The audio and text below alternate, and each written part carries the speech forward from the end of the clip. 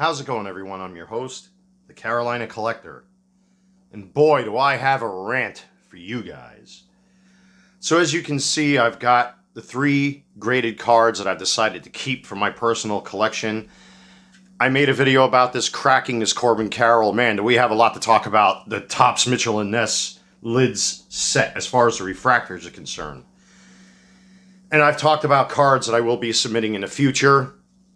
We're going to discuss these cards in particular versus the Mitchell & Ness set. Yesterday, a friend of mine came over with a bunch of baseball cards, and we discovered potentially that he has most likely a Ken Griffey error with the double print on the back. Now, if you look carefully, you can see that there's a shadow just above the box and all the fonts on the back of the card. And we've done our homework and research, and this is most likely going to be a heavy hitter. So he's asked me to submit this on his behalf along with some other cards that I thought, we'll experiment with and see what happens. But I'm going to pull his cards off to the side. Because I have a pile of cards. I'm not sure if I'm going to submit yet. I don't know. There are some good cards in that pile. But I'm definitely going to be submitting, for example, this Jason Dominguez Orange from Donruss, because I've seen the prices on these. This is going to be worth submitting as far as his card's concerned. You guys saw me pull this on camera, the Bryce Harper out of 99 refractor. I pulled these off camera. I got a Mike Trout out of 299. Another Jason Dominguez rated prospect. This is a really, really good card, the blue one. I'm definitely going to be submitting that. Paul Molitor on fire out of 75. So there are some decent cards I'm going to be submitting, including the Jose Uribe errors that I found in the trash. That's actually my buddy's card right there, so I'm going to put that in his pile. But, I've got plenty of cards to submit. I'm going to be submitting these Corbin Carrolls. I'll get into why I have all this set up the way I do right now. I'm frustrated, like many of you are. I've seen multiple YouTube content creators talk about this, and it's not just the baseball cards, okay? Off to the side here, you guys have seen me talk about my Daniel Jones jersey, how the QC issues are awful on this thing, with the NFL crest being crooked off to an almost 1 o'clock angle. And these jerseys are expensive. They're not cheap, but as you know, Topps was bought by Fanatics, and now Fanatics has been going haywire with their jerseys and their cards. But I began to notice something. Here, for example, I have an Eli Manning jersey, Vapor Elite, that I bought recently, that I trimmed out with the official Walter Payton Man of the Year patch, the Authentic C patch. I was able to track one down. Again, the QC issues on here. This thing has like this weird curvature to it when it should be perfectly straight. And the NFL crest is still a little off-center, and these things are not cheap. They're not cheap, It's still a good jersey, but it's not cheap. Let me break out the third jersey here. Forgive me as I'm kind of like backed into a corner here. Again, we have the new Vapor Fuse Daniel Jones Elite jersey. And the QC issue with this thing is it's almost completely turned on at 11 o'clock, and it's off-center between the NY and the crest. I know I kind of have the camera here at an angle, but if you look at it like that, I don't know if you guys can pick that up, but this thing is completely turned off to an 11 o'clock and is way off-center. And it's not just that. Forgive me for bumping the camera here. So I got those all off of the Fanatics website. Most of you guys may not realize it or haven't picked up on it. If you go to like NFL.com or New York Giants or whatever it is from their official websites, or any of the Major League Baseball teams, NFL teams, what have you, they all come from Fanatics. Fanatics, I guess, is the main distributor of these jerseys. And all 3 of those have QC issues. And that's why I'm talking about this in particular, these baseball cards. It's almost impossible to land a perfect 10 with the Topps Mitchell & Ness set. Or even for some of you guys, if you're lucky enough to get a 10 on some of your cards, it's quite difficult. And I've noticed now with my latest SGC card submission that I've got the grades. The cards will be here hopefully by the weekend. I have a bunch of Corbin Carrolls here I'm going to submit. I have one that I submitted with that last card set. I know what the grade is for the first base logo fractor that I have. I'm not going to say what that is here. I'll talk about that when the cards come. But, you know, I've got all these Corbin Carrolls here, right? In that card set I submitted, there's some Gunnar Hendersons. There's actually an orange and a gold. Topps is completely flooded with refractors. I forgot what the YouTube content creator's name is. He actually broke this down quite well as far as Topps Chrome not being the premier card set anymore, because Fanatics has basically dropped the ball and has flooded the market with all of these refractors, in particular the Corbin Carroll. I mean, there's so many Corbin Carrolls on eBay, it's hard to keep up with. So to have a Bauman relic like this, in my opinion, is probably a better card to own than a Topps, unless you have like the Superfractor or one of the rare red autos that I've seen out there that are going for thousands of dollars. The Topps Chrome, in my experience so far, at least with the Mitchell and Ness cards, I'm having a difficult time, an extremely difficult time getting a perfect 10. One of the latest cards that I submitted got a perfect 10. I'm not going to say which one it is until they are in hand. But every one of them has QC issues. I mean, here, like the Adley Rushman 9.5 I got, it's got top to bottom center issues. Now, the cards that I submitted, I took a look at those cards and the grades that I got, and sure enough, what do you think happened? They suffered from top to bottom issues, which I mentioned here on the channel prior to submitting them. And the grades have now reflected those top to bottom issues. There's a point to all of this. Why are there... I'm beginning to believe now that across the board, when it comes to Topps and Fanatics, their jerseys and the baseball cards, with the exception, of course, I know Bauman and Topps, you know, are a separate entity, so let's get that out of the way. But why are there so many QC issues that it's becoming so difficult to get? I'm not saying that, you know, you should always strive for a perfect 10. I mean, the cards are going to be what they are. It's a nice surprise if your card lands a 10, like this guy, for example, or even with an auto like this to land a perfect 10. You know, it's somewhat of a treat, you know, to get those cards. You have to have a very exceptional card to land a perfect 10, whether it's PSA or SGC. But across the board, I'm seeing QC issues. And it's not just the cards, it's the jerseys, like what you just saw. I mean, I've only wore this jersey twice because the Giants have had a crappy season. If you guys watched the Saints play the Giants over the weekend, I mean, I can't believe it. But this is a brand new jersey. Why is this NFL crest off-centered and kicked off on an 11 o'clock like that? There's no reason for it. The jersey is what, $300 to $400 or something like that? And plus, if you track down an authentic captain's patch like I have here, you know, it's quite an investment to get these Vapor Fuse Elite jerseys. And why the QC issues? And I talked about that in an earlier video when I reviewed that jersey. The same thing with this one, the retro jersey they have. I got the Daniel Jones retro you just saw on camera. Same thing with the QC issues. With the crest now facing in the opposite direction. Basically looking at the 1 o'clock and it's off center. You can even see like the triangle here, the vent. It's got a curvature to it. It's not supposed to have a curvature. It's supposed to be perfectly straight. Same goes with the crest. It's off center and crooked. And you're paying $300 to $400 for these jerseys. I mean, what gives, Fanatics? That goes for Topps as well. Well, Topps and Fanatics now are the same single entity. Now I'm not sure if I want to submit this and just keep it for my personal collection, or do I sell it raw? I mean, I don't know what to do anymore, because it's clear that there's something going on here.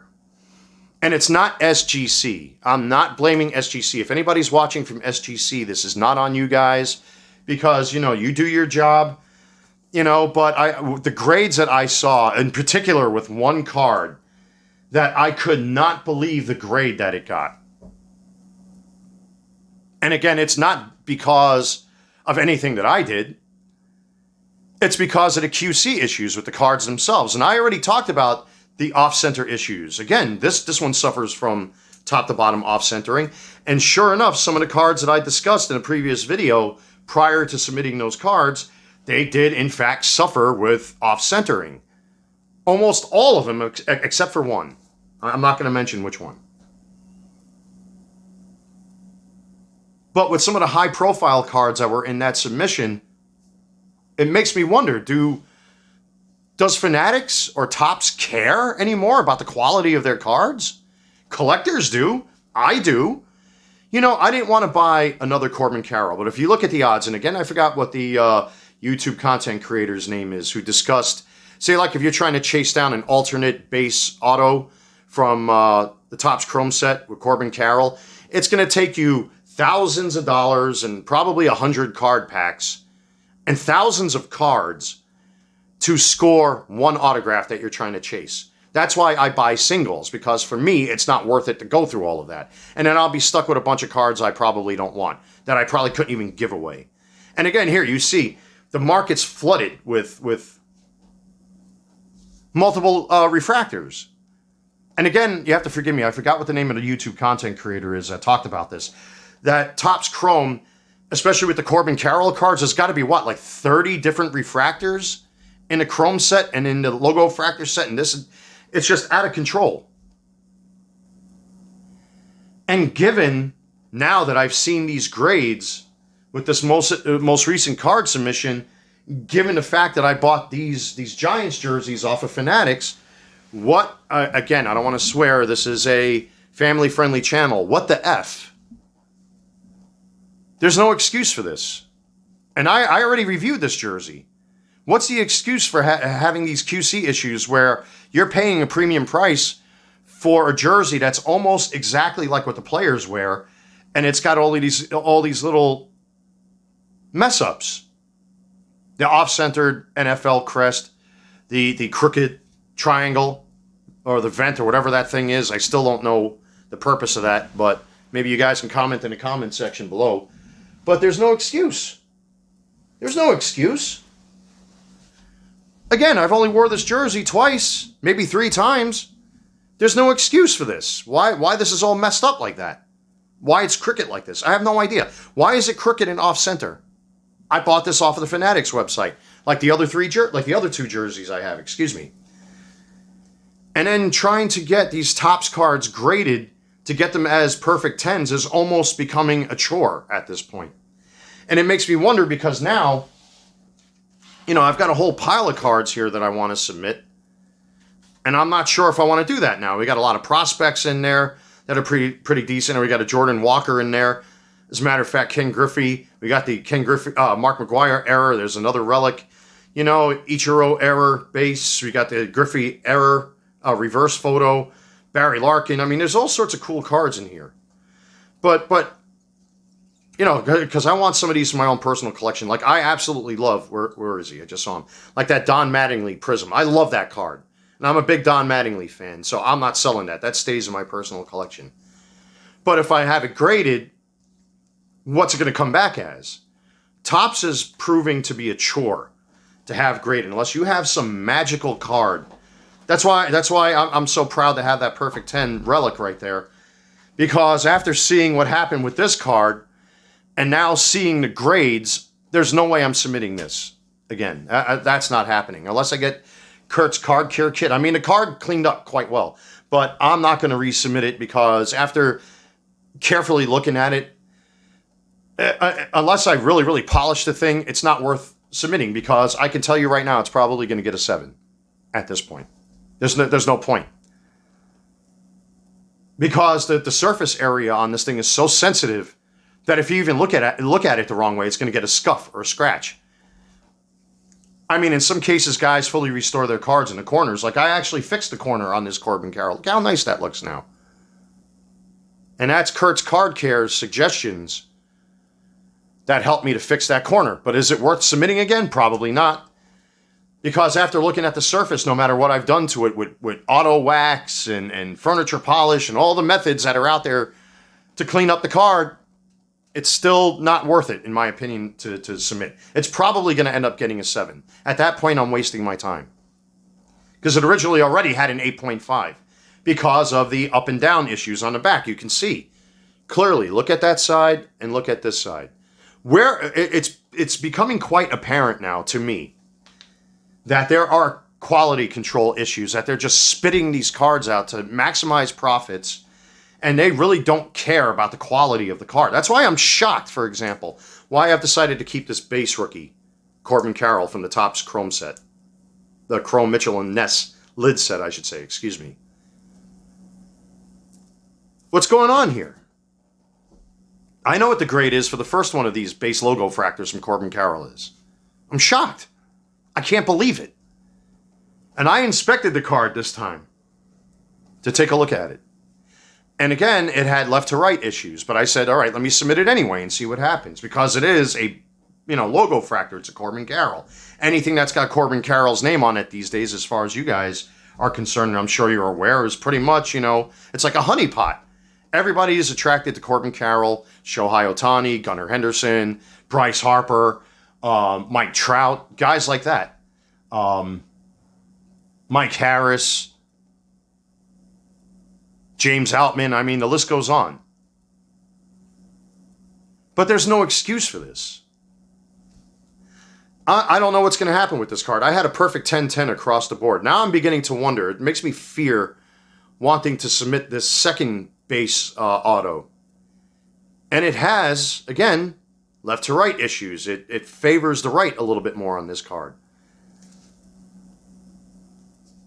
Now, I can't really, unless I really don't want to mess with this card. You can't really see it because of the authenticity sticker. But I can tell you now there's going to be a top-to-bottom issue. Or again, another left-to-right issue. I don't know. The one card that is in that latest submission, and I kind of knew that this was going to happen. And again, I've already discussed this on the channel about the top-to-bottom issues on some of my cards. One card in that card submission, when you guys see, when those cards arrive, when I do the reveal, you're going to be shocked at the grade that this one particular card got. I couldn't believe it. There were no surface scratches, no scuffs, no nothing. Like, the card was pristine. But because of the quality control issues, I mean, there's no other way to say it. I can wipe my rear end with the card. Even though it's got a grade, it got a very shocking grade. Pardon me. Topps, Fanatics. Do you guys care about your QC issues? Do you care about the people who are spending their hard-earned money on your products? There's no excuse for this. I still wear the jersey because I paid good money for it, but there's no excuse to have things like this. There's no excuse. You're paying top dollar for clothing and fan gear. And I know nothing in life is perfect. If things are perfect in life, we'd all be robots. We'd all be gods. But human beings are not gods. As much as some people like to believe that they are, you are not. There's no excuse for this, Fanatics. No excuse. I paid good money for these. And now I wonder what's going to happen now. I mean, even with this one, there's an ever so slight favoring to the left. What's going to happen with this card? The green logo fractor out of 99. I already know what the grade is for the first base logo fractor I submitted. What's going to happen with this one? Now I regret selling that 1010. Maybe I should have kept it. Now I don't know what's going to happen with this.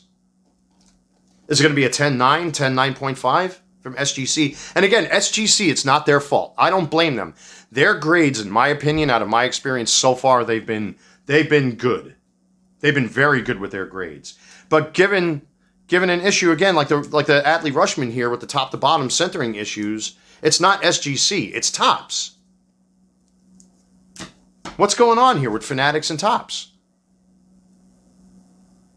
Let me know in the comments section below. Like, comment, and subscribe. Until next time, everyone, it's frustrating, it's irritating. Hopefully those cards come soon. I'll do a separate reveal of what the card grades are. There are 12 of them. But the one card, guys, when you see it, a little bit of a spoiler alert here, when you see the last card in that submission, Oh my God, it made my jaw drop because I already knew it was going to be a lemon going into it. And it's a real shame given the baseball player that's on that card. Like, comment, and subscribe. Let me know in the comments section what you think. Take care, God bless, and I'll see you soon.